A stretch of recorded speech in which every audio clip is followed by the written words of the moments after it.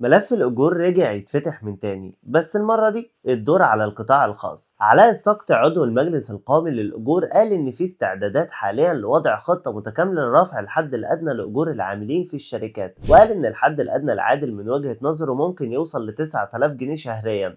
طبعا ده رقم كبير جدا نسبيا، لكنه بيعكس قد إيه تكاليف المعيشة بقت غالية.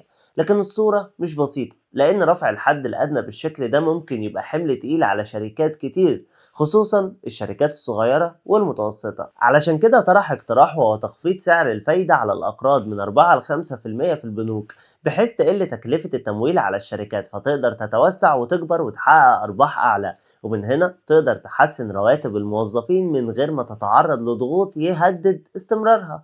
الفكرة كلها قائمة على تحقيق توازن، العامل ياخد أجر يكفي احتياجاته طبعا ويواكب الظروف الحالية، وصاحب العمل يفضل قادر يكمل وينمو. الملف لسه في مرحلة المناقشات، لكن واضح إن الفترة الجاية هتشهد جلسات مهمة وحاسمة.